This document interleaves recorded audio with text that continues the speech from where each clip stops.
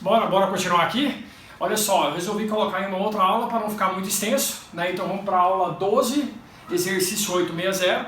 Vamos resolver mais 3 questões aqui agora. Uma delas, gente, olha aqui. Ele te fornece a rede do zinco, a rede do níquel, a rede do cobre, certo? E ele te pergunta assim, ó, esse processo aqui é espontâneo ou não é espontâneo? Professor, como é que eu vou fazer essa leitura? Lembra da teoria? Ele está propondo aqui num encontro entre cobre e níquel.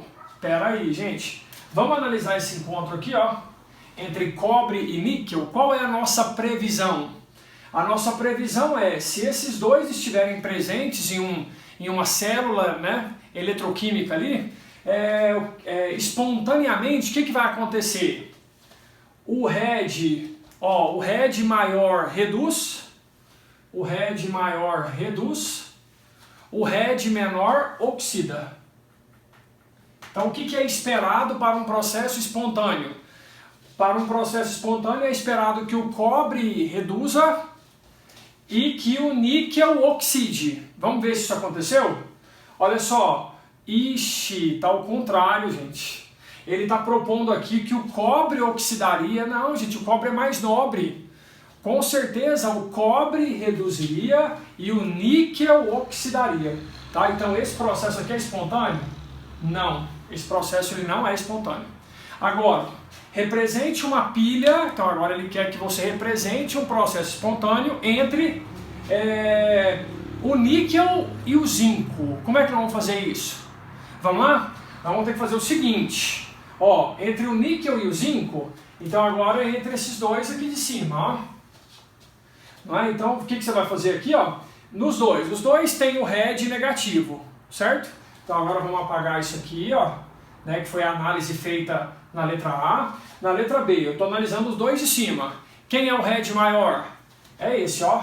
Então aqui vai agora reduzir e o RED menor vai oxidar. Certo? Então se ele quer que a gente represente isso, vamos lá. Quem vai oxidar é o zinco. Então vamos inverter a primeira, lá, ó. Invertemos a primeira. E o RED do maior você mantém. Então o níquel aqui, ó, você vai representar ele ganhando elétrons e indo a zero. Certo? Então tá, e aí você vai cortar os elétrons, beleza? E vai obter aqui a sua equação soma, equação global, o zinco e o níquel 2, e no produto o zinco oxidado e o níquel na sua forma elementar, na sua forma zero.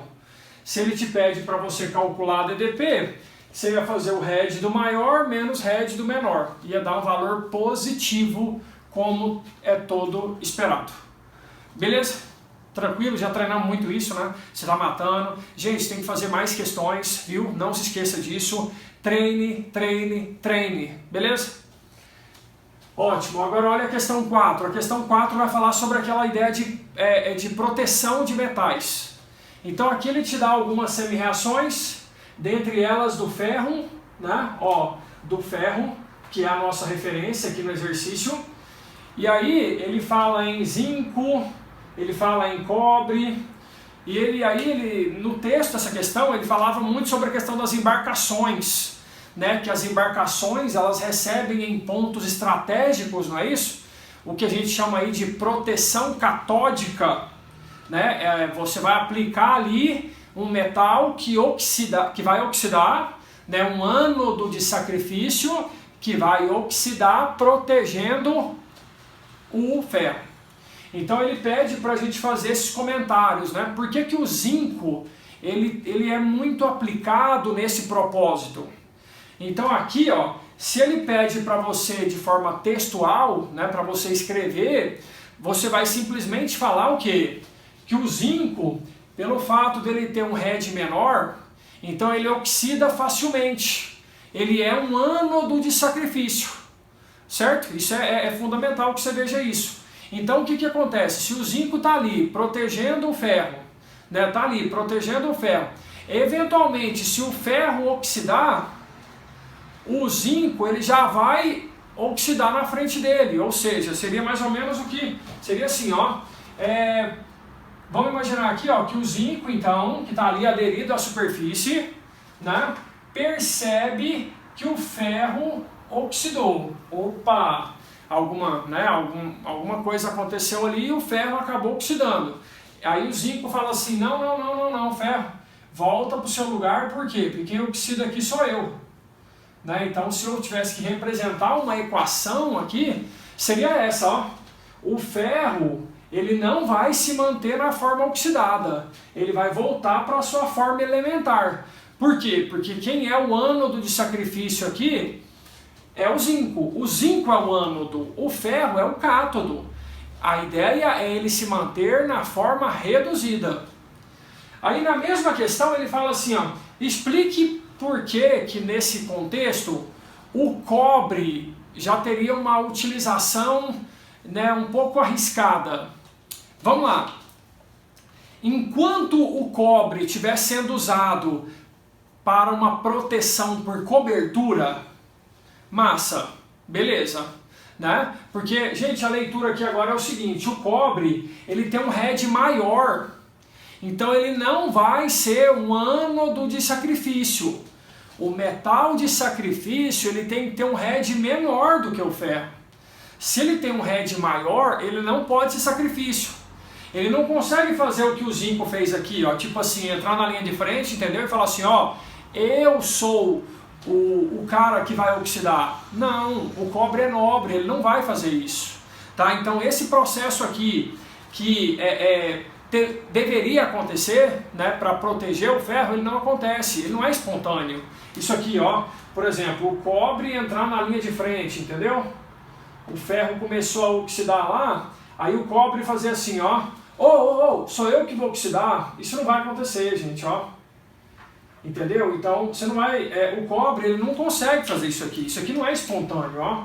Por quê? Porque ele é nobre. Tá? Então aqui, se alguém for oxidar, é o ferro.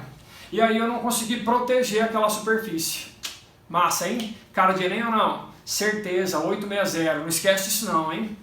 E aí, vamos para uma última questão aqui. Você lembra que eu te falei sobre tipos de pilha, né? Pilhas comuns, ácidas, alcalinas, pilhas de marca-passo, pilhas de lítio, né? Vários tipos de bateria. Aqui, ó, você tem um exemplo de uma das pilhas comuns nossa, né? Ela tem ali zinco, ela tem uma pasta e tal. E aqui ele representa, vamos lá, exatamente como que ela funciona. Lá no zinco está acontecendo a perda de elétrons, certo? E ali naquela pasta tem um componente que vai ganhar esses elétrons. Então o elétron sai daqui e vem para cá. Sai daqui e vem para cá. Essa pilha aqui é uma pilha que tem uma pasta dentro dela e não é uma solução igual a de Daniel. Tá? Mas aqui, como ele já me ensinou quem é que vai oxidar e quem é que vai reduzir, a letra A te pergunta assim, ó, quais são as espécies aqui que são consumidas? Para você ter certeza das espécies que serão consumidas, o que você tem que fazer? Você vai ter que montar uma equação global, não é? Nessa sua equação global, você percebe que quem está no reagente aqui, ó, é o zinco, o MnO2 e a água. Não é? O restante dos componentes estão no produto. Então ele está te perguntando assim, ó, quais são as espécies que diminuirão ao longo do tempo?